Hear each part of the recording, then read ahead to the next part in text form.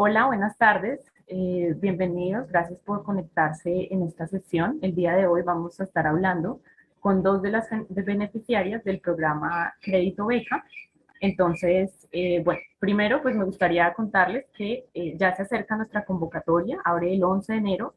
Vamos a tener una serie de eventos, de webinars para ayudarlos a preparar esa postulación. Entonces, para que estén pendientes de nuestras redes sociales, Instagram y nuestra página web colfuturo.org. Allí en la sección del calendario vamos a estar siempre publicando todas las sesiones de la semana, 2 semanas adelante, para que se agenden, para que se programen. Y bueno, ya entrando en materia, el día de hoy, como ya les mencioné, invitamos a dos de nuestras beneficiarias, y esto con el objetivo de poder conversar con ellas, de poder hacerles preguntas. De pronto desde Colfuturo nosotros podemos dar una visión más general de pronto del proceso de postulación, pero ellas pues tienen una experiencia reciente y nos van a poder compartir mucho más detalles ya pues de manera vivencial. Entonces nos acompaña María Mónica Salazar. Ella es estudiante de doctorado en geografía y planeación eh, territorial de la Universidad de Barcelona, y paralelamente es profesora titular de la Universidad, programa de crecimiento urbano del Instituto Marrón de Gerencia Urbana de la Universidad de Nueva York. Bueno, ya más adelante van a poder ustedes también hacerle las preguntas a María Mónica, pero con esto podemos saber un poco cuál es la orientación, cuál es su área de estudio, en qué tiene experiencia. También nos acompaña María Camila Daine. Ella es profesional en finanzas con en economía cuantitativa y negociación internacional de la Universidad EAFIT en Colombia. Cuenta con diversas experiencias internacionales, como intercambios de idiomas en Inglaterra, Francia, escuelas de verano en Alemania y China. Entonces, pues allí tenemos una fuente de información acerca de diferentes procesos de estudio en el exterior. Y actualmente se encuentra en su primer año de Master in Management en HEC de París. Entonces ella, bueno, nos va a poder contar más acerca de este programa.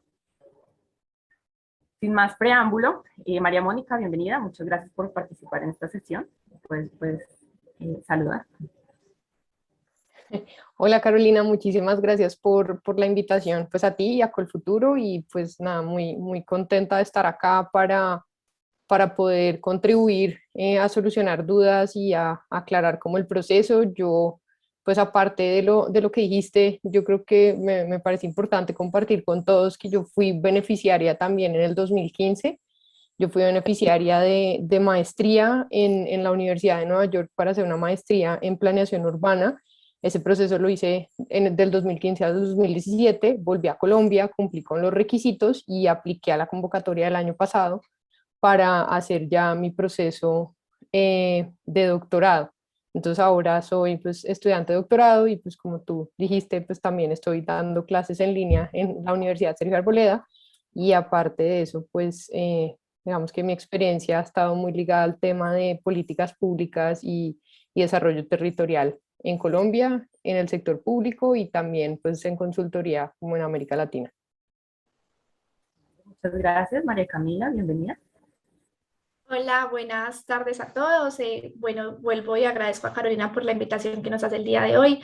Y como ya se dijo, mi nombre es María Camila, soy negociadora internacional y profesional en finanzas de la Universidad de AFIT, y el año pasado apliqué al programa del Crédito Beca, y este año comencé mi proceso o mi maestría en un Master in Management en HEC París. Bueno, entonces vamos a dar inicio para contarles un poco cómo va a funcionar la sesión. Es un panel, entonces yo voy a empezar con unas preguntas de apertura para poder conocer un poco la experiencia de ambas, y pueden empezar desde ya a enviarnos sus preguntas por el chat. Vamos a estarlas leyendo directamente. Si la pregunta es para ambas, pues no ponen nada o ponen para ambas. Y si la pregunta es para alguna de las dos en específico, de pronto por el área de estudio, por la universidad, pues también lo pueden especificar en la pregunta. Esta pregunta es para María Mónica, o esta pregunta es para María Camila.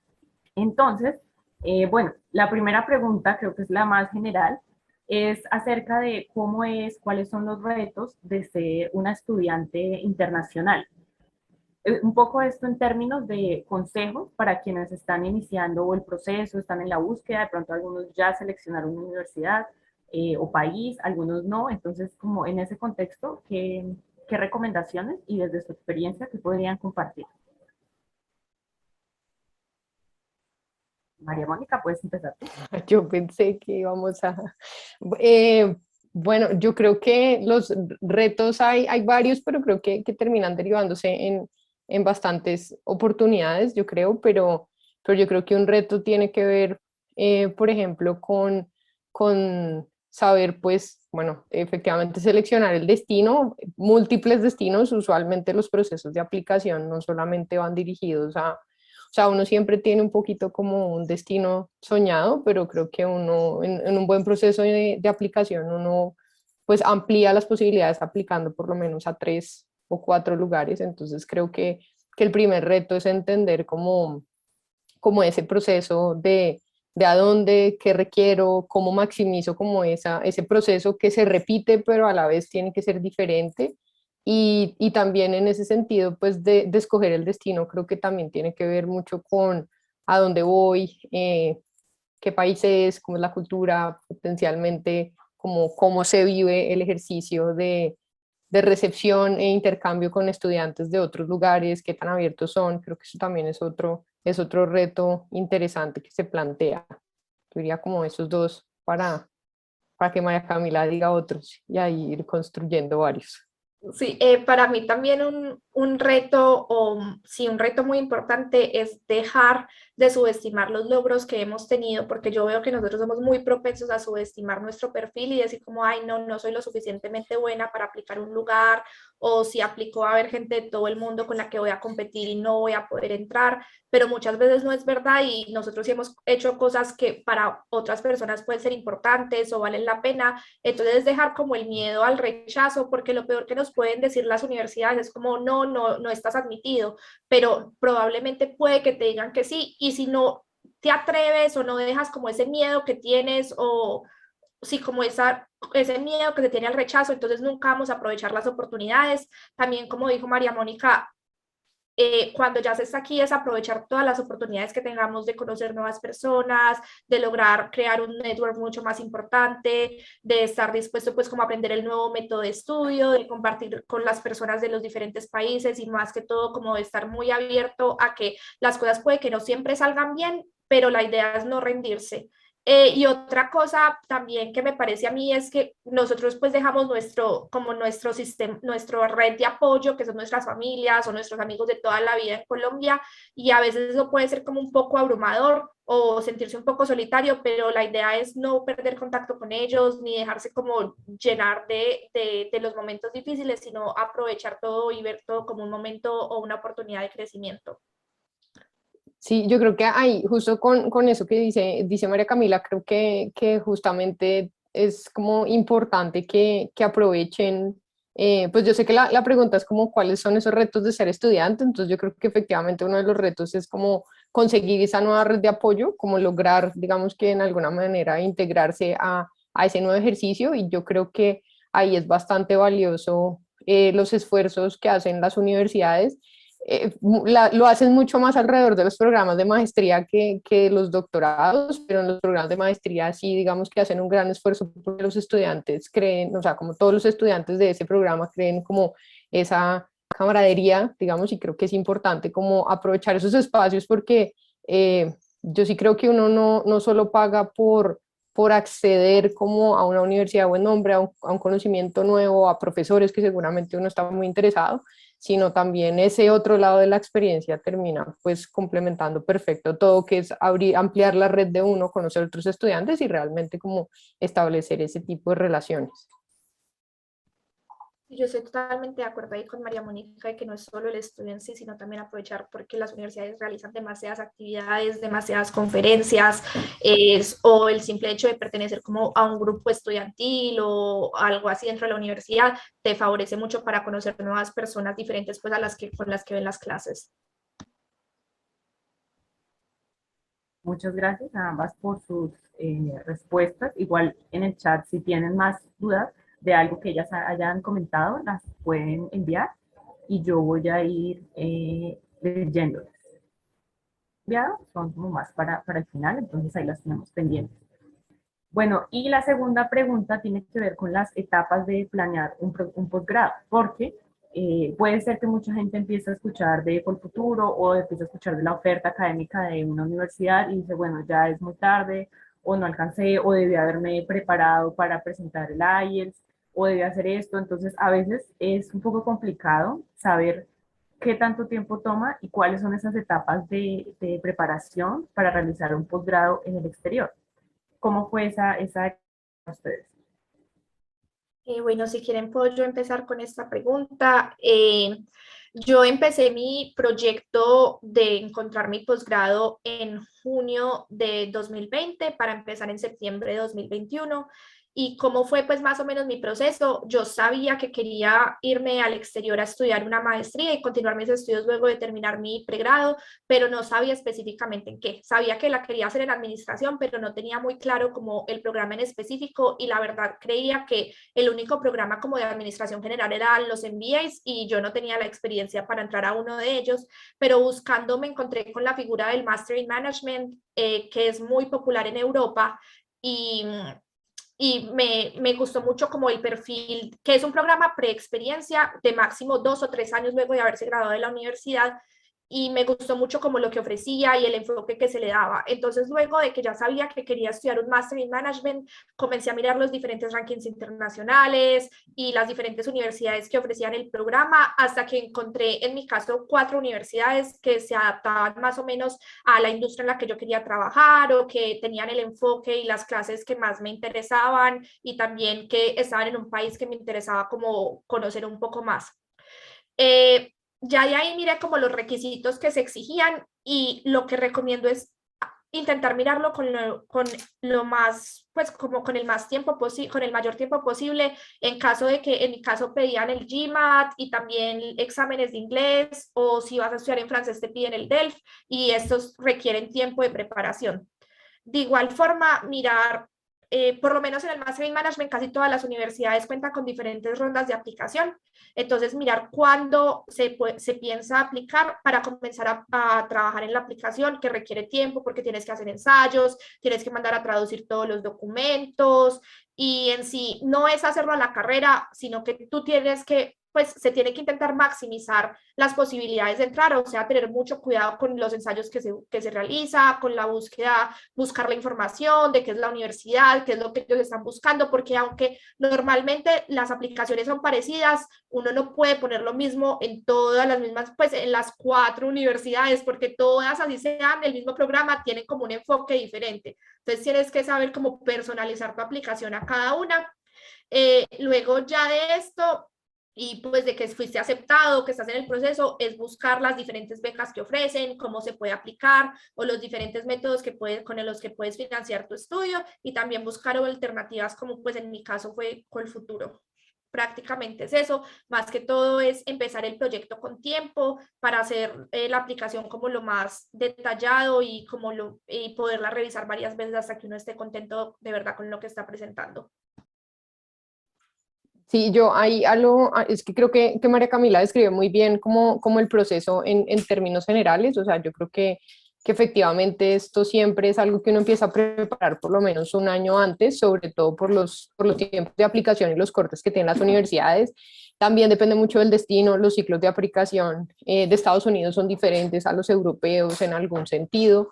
Pero yo creo que María Camila lo resume perfecto. Yo lo único que agregaría a ese tema es como también piensen en muchos de esos tiempos que no necesariamente dependen de ustedes. Creo que ella mencionó perfectamente el tema de los exámenes, pero también piensen, por ejemplo, en el tiempo que se toma la universidad en entregar las notas, ¿no? Mi pregrado es del externado, que en comparación con, por ejemplo, los Andes, que creo que es súper fácil y era súper rápido de hacerlo, en mi universidad uno sí tenía que ir en algún momento a pagaduría, pagar, entregar, esperar por el certificado o sea, de las materias, y no era un proceso como que se lo daban a uno de un día para otro. Entonces creo que uno sí tiene que lograr mapear esos tiempos que no dependen de uno, que pues se van comiendo días en ese proceso de aplicación. Entonces, pedir las notas a la universidad de uno toma tiempo, hacer el proceso de traducción de esos documentos también toma tiempo. Es importante pensar en las cartas de recomendación, quiénes van a ser los profesores o los ex jefes de uno que lo van a apoyar en ese proceso. Eso también toma tiempo, entablar esa conversación, pedir pues ese, digamos que ese favor, como pues postularse uno con los profesores. Hay profesores también que son muy apetecidos dentro de las universidades, entonces no recomiendan a más de 5 estudiantes por año, por política de, evidentemente, si recomiendan más, pues les termina perjudicando en lugar de beneficiarlos. Entonces, esos tiempos que son como pequeños detalles, creo que también es importante. ¿Qué más diría yo? Pues sí, efectivamente, también buscar como en detalle, creo que María Camila también lo pone perfecto, pero ya es, o sea, uno sí empieza como a aterrizar como de ese universo general del tema que uno quiere a las y dentro de esas universidades también traten, ese sería como mi consejo específico, como buscar qué profesores hay y si realmente les interesa, hay un poquito como ese valor agregado, eso pues es bien aplicación de realmente decir por qué ese programa es, y creo que ese vínculo con profesores, como por entender cómo esos intereses de investigación es bueno.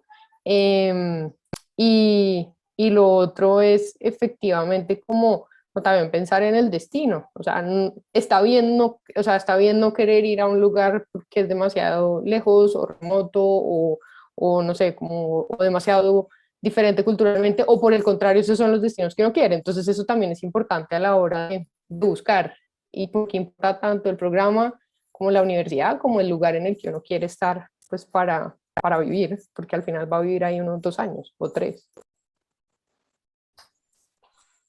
Gracias. María Camila, una pregunta adicional. Tú mencionabas algo del examen GMAT. ¿Podrías contarnos un poco más acerca de este examen? ¿Qué es? ¿En qué consiste? ¿Es obligatorio? Claro que sí, el GMAT es un examen que se pide principalmente para las maestrías relacionadas con finanzas o con administración. Algunas universidades lo exigen para entrar al programa, para poder aplicar, otras es como un valor agregado, y lo que es más o menos un estándar, es un examen estandarizado que mide como tu habilidad de poder entrar como en una escuela de negocios. Tiene una parte de matemáticas y otra parte que es como de comprensión lectora o de corregir frases, y es en inglés. Y el problema mayor con pues con este examen no es tanto el tipo de preguntas que se realiza, sino el tiempo que uno tiene para poder realizarlo. Entonces, esto como requiere de mucho estudio para poder sacar un puntaje relativamente bueno que te permita como poder aplicar a la universidad, porque algunas tienen como un puntaje mínimo. Entonces, sí es muy importante que en caso de que las universidades lo requieran para poder entrar al programa, que tomen el tiempo de estudiarlo y no que no sea como algo como, ay, lo voy a hacer la otra semana, no, porque en realidad sí requiere de su preparación. Gracias. Esta pregunta es acerca del COVID. ¿Cómo creen que ha impactado el COVID, el tema de la pandemia, el tema de la educación, de acuerdo a su experiencia? ¿Si creen que hubo algún cambio en el modelo de pronto de relación de estudiante-universidad, en la forma en que se recibe el conocimiento? Esto pues en términos de los programas de posgrado. María Mónica, si quieres puedes iniciar tú. Sí, yo iba a decir, yo tengo la particularidad de que inicié el doctorado, ¿no? Aunque fui beneficiaria este año, pues, cuando está en doctorado sí puedo aplicar mientras está estudiando. Entonces sí tuvo una particularidad porque el primer año de mi doctorado fue en línea mientras estaba en Colombia, y la verdad que o sea, fue raro, sumado que además el doctorado era en España y estar en Colombia era un poquito, pues, o sea, no eran muy acomodadas, no se acomodaban mucho un poco como a la diversidad de estudiantes que no necesariamente estaban en España. Entonces pues madrugar a las 4 de la mañana a tener sesiones no era muy motivante.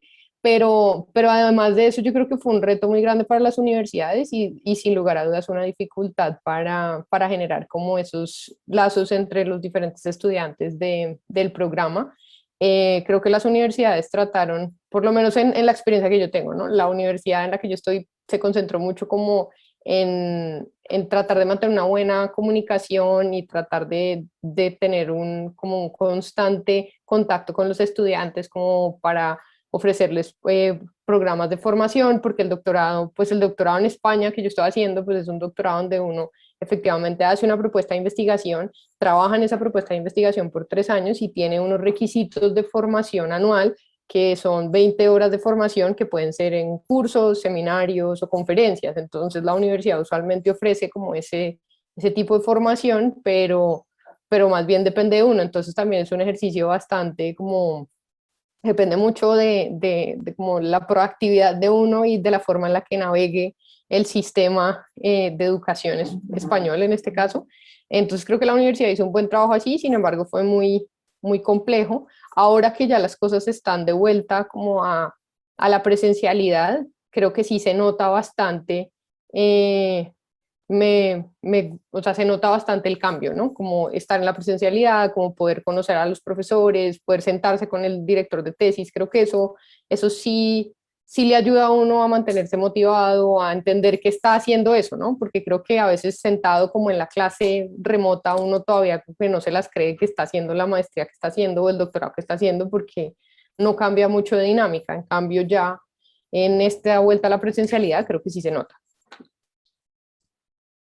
Sí, yo estoy súper de acuerdo con María Mónica. Yo tuve la suerte de que este año mi maestría empezó de forma presencial.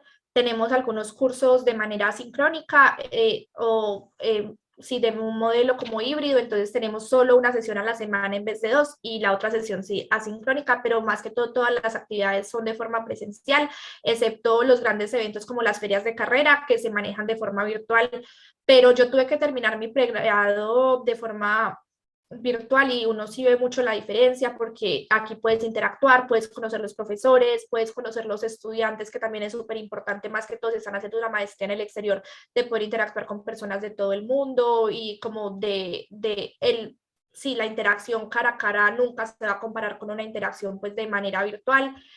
Eh, y también, más que todo, durante el inicio de este año fue un poco complicado, más o menos a mediados de este año, pero la universidad siempre estuvo muy dispuesta porque aunque se sabía que iba a ser de manera presencial si las cosas no cambiaban en Francia, Francia tenía algunas limitaciones para algunos países de poder entrar y Colombia, o de poder obtener nuestra visa, y Colombia era un país de la lista roja, por lo que nos estaban expidiendo visas a estudiantes. Sin embargo, pudimos llegar a tiempo, pero las personas que no pudieron llegar, la universidad les dio la opción de ver las clases por Zoom mientras podían llegar hasta el campus, por lo que también como que fueron muy pendientes y ofrecieron muchas posibilidades a aquellos estudiantes que no podían ingresar. Y ya, pero sí, con la suerte de que ahora todo está mucho más controlado y siguiendo todas las medidas de seguridad, pero tenemos nuestras clases presenciales. Bueno, muchas gracias. Entonces ahora voy a empezar a leer las preguntas que hemos recibido en el chat. Las preguntas relacionadas con la convocatoria como tal del programa Crédito Beca, los invito a una sesión informativa el próximo sábado a las 9 de la mañana por nuestra página web colfuturo.org. Pues acá vamos a resolver las que alcancemos. Sin embargo, pues esta sesión está enfocada específicamente en cómo postularse, cuáles son las condiciones del programa Crédito Beca. Entonces, esta pregunta es para Mónica y es, ¿qué tan fácil fue encontrar trabajo después del programa? Vale, pues de hecho, Colfuturo sí tiene una red de trabajo. Uno queda inscrito pues como a la base de datos y ellos constantemente hacen envíos de ofertas laborales para justamente promover el reingreso de los egresados al mercado laboral, digamos que en Colombia. En mi caso fue pues un poco particular en el sentido en que yo terminé la maestría y mientras estaba haciendo la maestría estaba, digamos que era asistente de investigación de un programa y ese programa casualmente terminó teniendo como una consultoría en Colombia. Entonces eso me sirvió de puente para volver y un poco volver a retomar mis contactos y demás, pero fue a partir digamos que de esa particularidad en la que yo regresé al país con trabajo, o sea, trabajar en Colombia vinculada con una universidad allá, pero fue así. Pero Colfuturo, uno, por un lado, ayuda, y dos, también creo que es importante mencionar que ya cuando uno se está acercando como al último semestre del programa de formación de maestría, sobre todo, depende de dónde lo hagas, pues yo en ese caso lo hice en Estados Unidos, pues llega una pregunta bastante reflexiva y es, ¿te quieres quedar o te quieres devolver? Y en Estados Unidos es posible porque tú te puedes quedar porque durante un año con la visa de estudiante tú tienes como una prolongación y tienes un periodo de 12 meses para quedarte en Estados Unidos y durante esos 12 meses tus condiciones de empleabilidad funcionan como si tú fueras local. Entonces nadie te tiene que hacer sponsor de visa, a ti te pueden emplear normal. Entonces esa es como la primera pregunta a la que uno se enfrenta porque justamente en esos últimos meses es donde uno empieza un poquito como a moverse, a hacer networking y a la universidad también le interesa, ¿no? O sea, una de las cosas que las universidades o sea, con la que las universidades se venden hacia los estudiantes cuando uno está buscando programa, tiene que ver con los índices de empleabilidad que ellos tienen después de que uno se gradúa. Entonces ellos sí trabajan muchas ferias de empleo y demás. Entonces ahí yo creo que la primera pregunta es como, no sé, ¿se quiere quedar o se quiere devolver? Y a partir de eso yo creo que uno empieza ya como a mover como sus redes para poder conocer de ofertas y demás, pero pues con el futuro también hace un buen trabajo en ese sentido. Bueno, muchas gracias. Esta pregunta es para los dos. Javier nos eh, pregunta, ¿es posible encontrar un trabajo dentro de la universidad en el exterior donde se está estudiando? María Camila, si quieres puedes iniciar tú.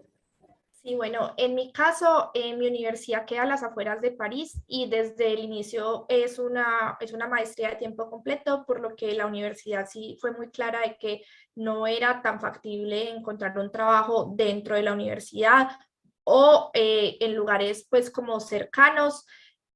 Sin embargo, sé de otras universidades o de escuelas de comercio francesas que manejan diferentes medios como la alternancia, donde uno estudia y trabaja como al mismo tiempo. Pero en mi caso, en mi universidad, desde la aplicación se decía que era muy complicado y que no era posible. Yo lo conozco, digamos, bueno, es posible, sí es posible, o sea, sí se puede, digamos que sobre todo, mentiras, en los dos, tanto en España como en Estados Unidos, con la visa de estudiante uno tiene como eh, implícito un permiso de trabajo, está limitado a un tope de horas semestrales y por ejemplo en Estados Unidos está atado a yo puedo trabajar, pero de hecho puedo trabajar solo dentro de la universidad porque si trabajo por fuera, eso requiere como un permiso extra especial. Ahí sí ya depende un poco, creo que lo que dice María Camila es muy cierto, es dónde está la universidad, la intensidad horaria del programa y también el tamaño que tiene la universidad. Entonces, en mi caso, por ejemplo, la experiencia que yo tuve con la Universidad de Nueva York es que era una universidad muy grande, entonces constantemente tiene demanda para para un montón de puestos que los estudiantes pueden desarrollar, desde, digamos que ser asistente de investigación de un superprofesor a ser, no sé, asistente, tutor de una clase o lector de ciertas cosas o traductor o apoyo en la biblioteca. Entonces ellos manejan como internamente una bolsa de trabajo, pero eso es algo que digamos que uno tiene que navegar ya específicamente dentro de la universidad, pero usualmente ellos tienen unos centros de empleo para los estudiantes, para puestos que funcionan dentro de la universidad. También otra cosa que creo que es muy importante mencionar es el conocimiento del idioma, porque, por ejemplo, la visa de Francia también te permite trabajar durante ciertas horas, pero en caso de que pues no tengas un dominio de francés, se te va a hacer muy difícil conseguir trabajo, por lo menos por fuera de la universidad, pues en cualquier establecimiento. Entonces también hay que tomarlo en cuenta a la hora de tomar una decisión si uno desea trabajar mientras está estudiando. Eh, recibimos una pregunta de Sebastián y nos dice, estoy pensando en ir a Alemania y estoy buscando mejorar mi inglés, pero no sé si debería enfocarme mejor en inglés británico, considerando que es Europa, o inglés americano, que maneje un poco mejor. ¿Qué recomendación le podrían dar? María Mónica, puedes iniciar. Yo te diría que con el que te sientas más cómodo, o sea, la verdad que creo que la diferencia es, pues, o sea, efectivamente es gramatical en algunas cosas y el acento y demás, pero la verdad con el que te sientas más cómodo, porque al final el tema tiene que ver más con la confianza que uno tenga o sea, con la confianza que uno construye manejando otro idioma, que cuál se le hace más fácil a la gente entender, porque creo que al final O sea, es fácil. O sea, es fácil para los demás entender. Digo, en Europa, en Alemania, te van a entender igual si es inglés británico o inglés americano. Es como al final lo importante es que es con lo que tú mejor te sientas y lo que más facilite que avances rápidamente en terminar de mejorarlo para que puedas hacer una buena aplicación.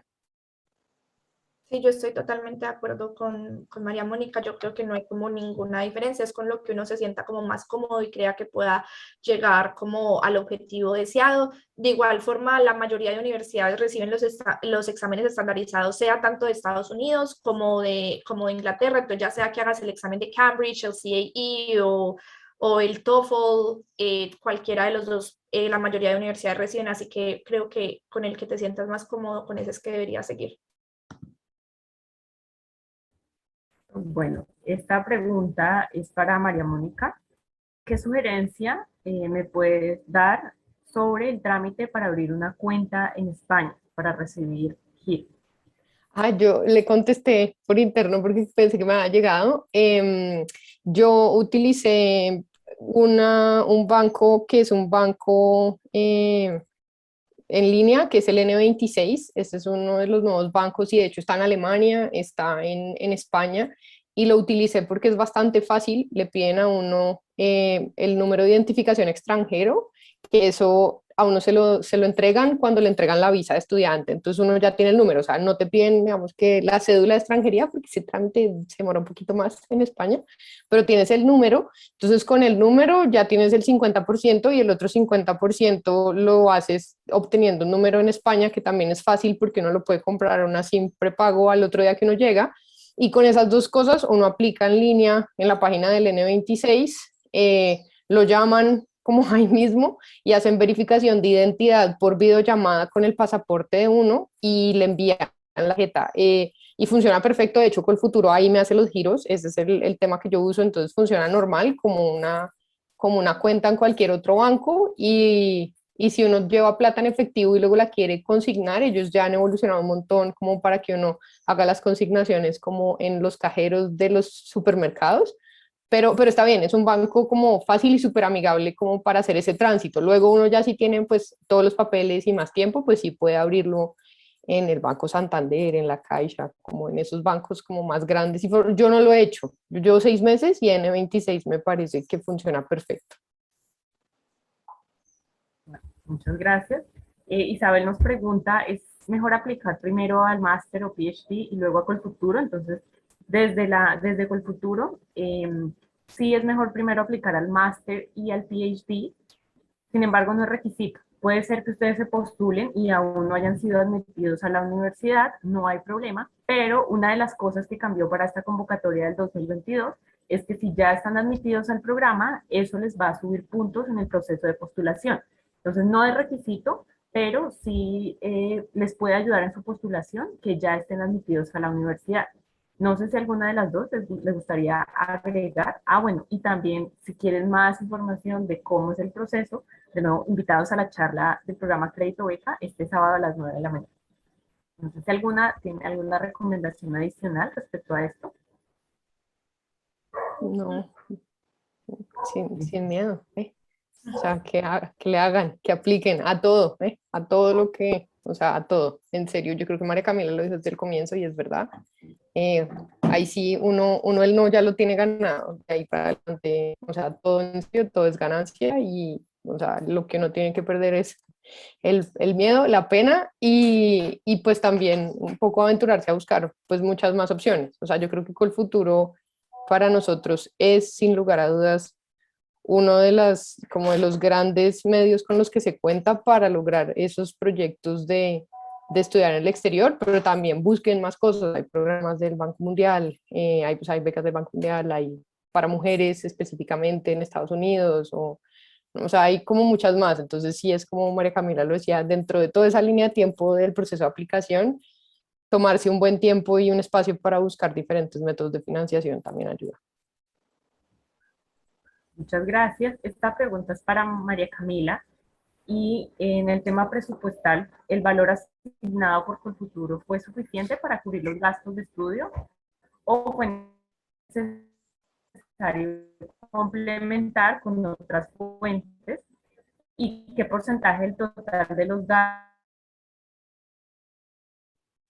Bueno, pues en mi caso, Colfuturo también tenía un convenio adicional con la universidad que permitía tener un descuento de 5.000 euros para las personas que fueran admitidas en los diferentes másters dentro pues de HC París, pero el presupuesto de Colfuturo alcanza para pagar mi matrícula y un poco el sostenimiento. Sin embargo, sí tuve que cubrir el resto de los gastos con recursos propios y recursos de mi familia. Entonces, en un total puedo decir que más o menos el 60 o 65% fue cubierto por Colfuturo y el resto sí cubierto pues por otras fuentes. Yo ahí quería agregar, si puedo, Carolina. ¿Sí me oye? Sí. Sí. Ah, bueno, yo creo que Carolina se congeló. No, yo iba a decir que creo que ahí es donde es fundamental el buscar a dónde. O sea, ojo que esto de verdad esperaría que suene como a motivarlos, porque ese es el propósito, pero digamos, para mí, Colfuturo cuando fui a estudiar a NYU fue uno de los apoyos y como María Camila dijo, de verdad para mí fue como la suma de todas las formas de lucha posibles. O sea, yo hice Colfuturo, apliqué al ICETEX porque ahora de hecho tiene un programa que complementa Colfuturo, pero igual ellos tienen un programa de beca, pues como de crédito para estudiar en el exterior.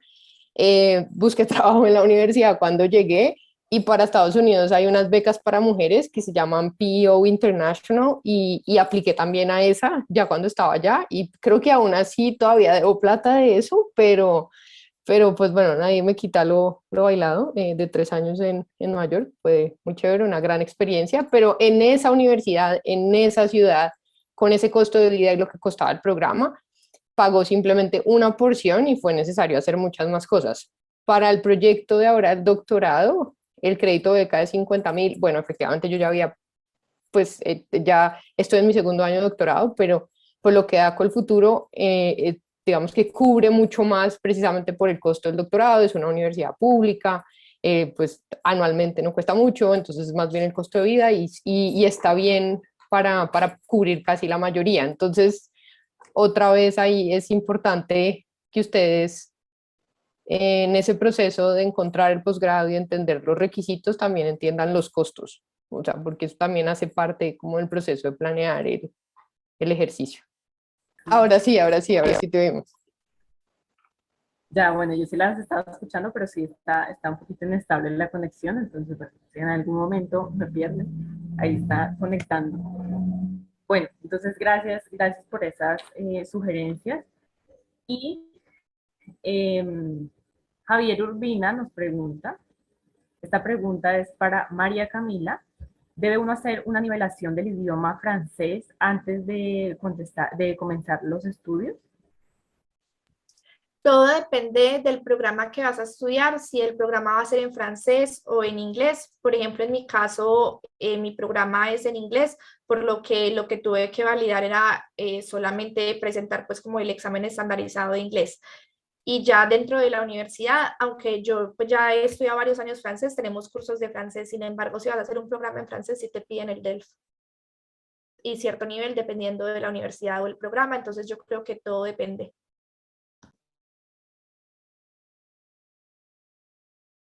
Gracias. Y él también envía una pregunta para María Mónica y es que mencionaste que es posible tomar la decisión de quedarse.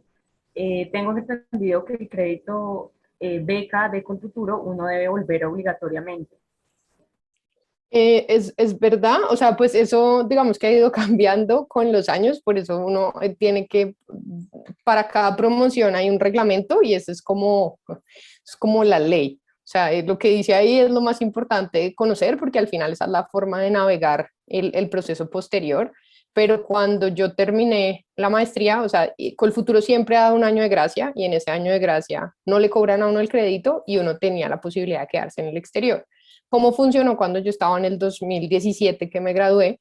Yo tenía todo un año de gracia para quedarme en el exterior o demás, pero además ellos ahí modificaron los requisitos de regreso, entonces ya no era tú sí o sí tenías que volver a quedarte el doble del tiempo y demás, ellos cambiaron y a mí me tocó lo que yo tuve que, digamos que que cumplir de tiempo de vuelta en Colombia fue, tenía 5 años, o sea, tenía 60 meses para estar en Colombia, 36 meses fuera seguidos o intermitentes. Entonces, eso también le da a uno más flexibilidad dependiendo, por ejemplo, ya para la búsqueda de trabajo, ¿sí? O sea, podía tener un trabajo como que fuera más flexible, estar acá y en otro lado o lo que sea, pero ya es un requisito que es mucho más flexible. Entonces, sí, sí tienes que volver, sí, sí hay que contribuir de vuelta como un tiempo en Colombia, pero el requisito no es tan estricto en el sentido que tiene que ser como el doble del tiempo que estudias, ¿no?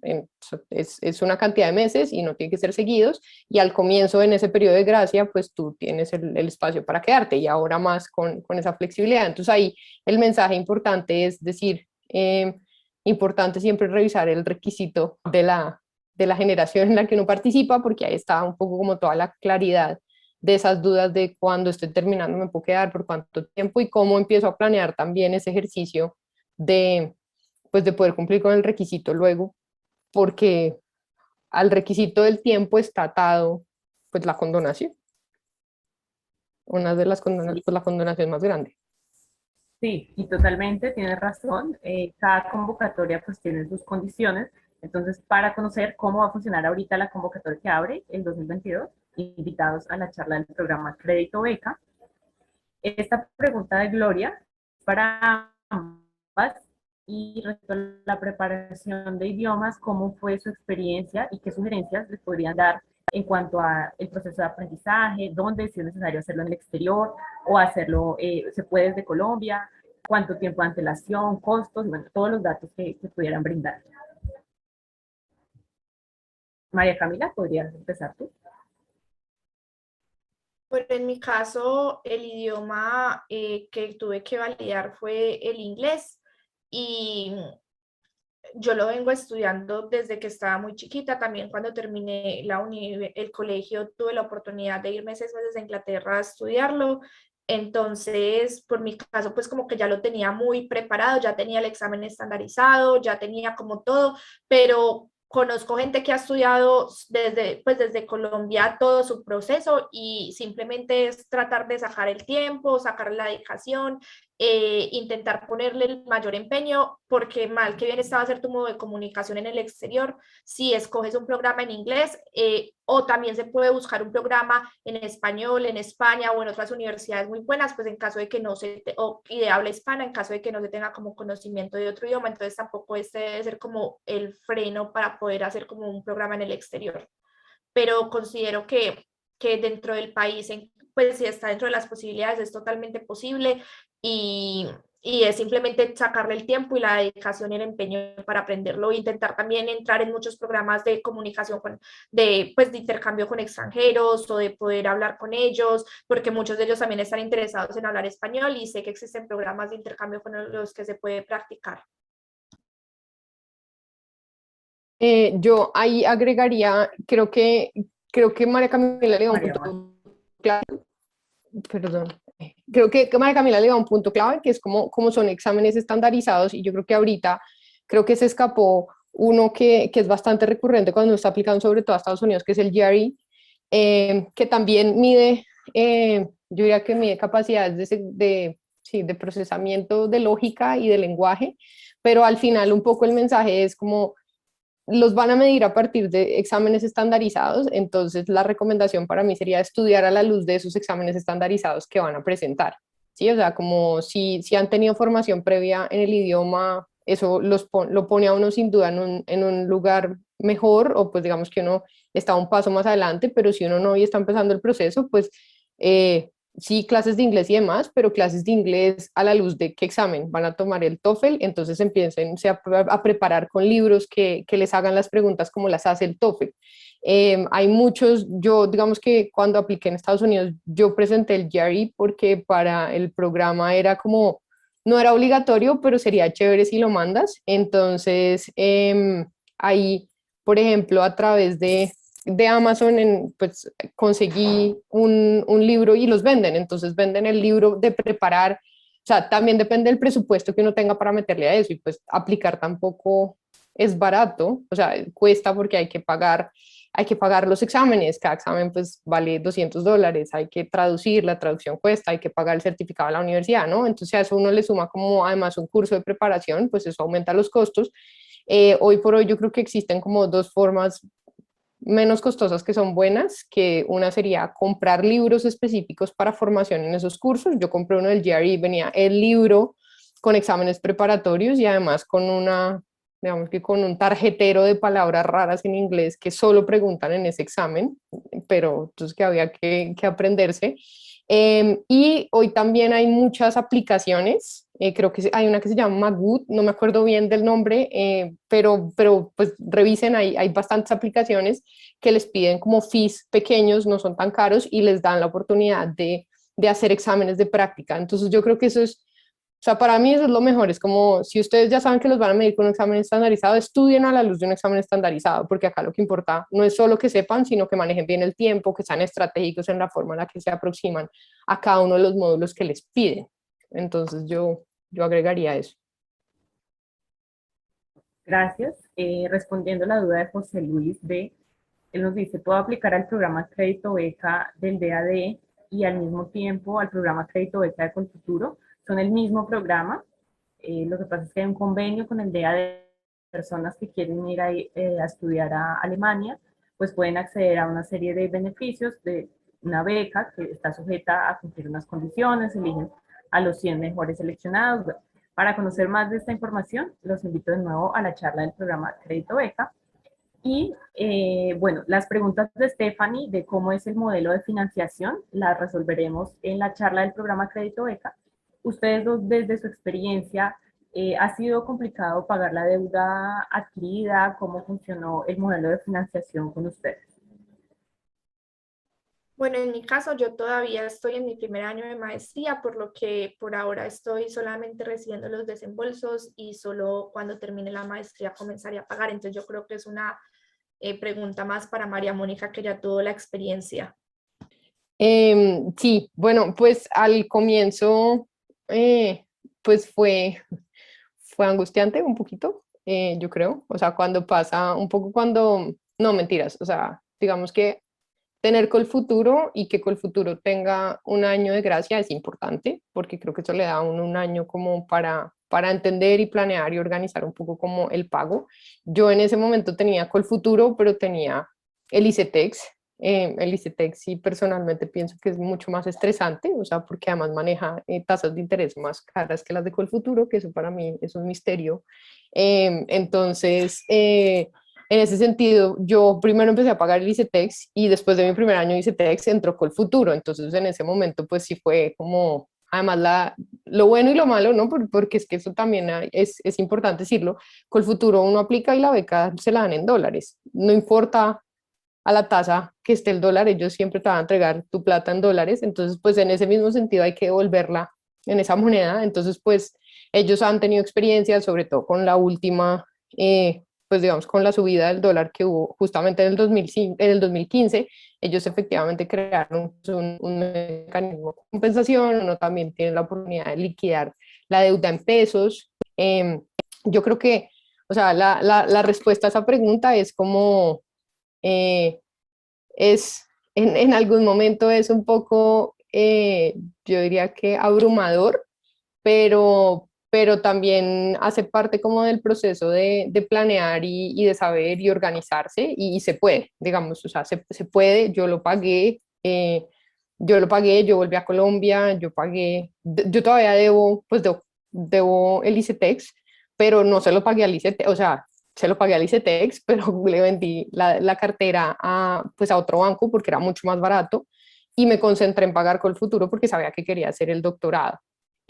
Porque eso sí, para volver a aplicar, sí tenía que haber cumplido con todos los requisitos. Entonces es abrumador, sí lo asusta un poco, pero es posible. O sea, a mí me parece que eso no debería ser un motivo para no estudiar. O sea, al contrario, de pronto puede ser eso un motivo para buscar otras fuentes adicionales y aplicar a más becas, pero sí se logra realmente que el valor agregado que genera un proceso de formación en educación superior, luego sí se ve efectivamente en las oportunidades del mercado laboral y luego en el nivel de ingresos que uno va a tener. Entonces, pues se puede y ahí vamos.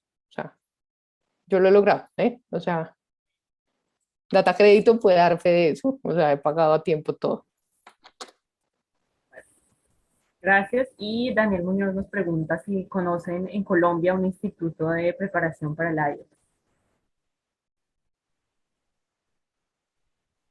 Mm, No. sí, yo tampoco. No, no sé, usualmente las escuelas de inglés, o sea, que ofrecen cursos de varios idiomas, ofrecen cursos de formación en ese tipo de exámenes. Entonces, se me escapa como alguno, no sé, Berlitz, no sé, o sea, hay varios que ofrecen cursos de inglés, pero además ofrecen de cursos de inglés formación específica en ese tipo de exámenes. Así es, agregando un poco a esa respuesta, entonces ahí lo que hay que hacer es buscar los sitios autorizados de IELTS en Colombia para presentar pues el IELTS. El principal es el British Council, pero hay otros sitios que pues igual expiden el mismo certificado. Entonces pues puede que unos hace un tiempo estuvieron activos, puede que ya no lo estén, entonces hay que actualizar, pues al día de hoy o próximos a presentar el examen, consultar cuáles son los sitios autorizados. Bueno, Isabel Acosta nos pregunta, ¿ustedes creen que la edad sea un factor en contra para aplicar tanto a la universidad como a Colfuturo? Yo creo que eso depende más que todo del programa al que uno está aplicando o del programa, porque por ejemplo tenemos los MBAs, que son programas que requieren experiencia, por lo que la edad, pues la edad de las personas que lo van a realizar es un poco más elevada, o por ejemplo mi programa que es un programa pre-experiencia, por lo que si hay un rango de edad, el promedio es de 23 años, pero hay gente desde los 20 hasta los 27. Entonces yo creo que es más que todo buscar qué programa quieres y que se acomode con las condiciones que tú tienes que se tienen en este momento, pero no creo que sea necesariamente como un problema o algo en contra, sino que hay que buscar el programa que se acomoda.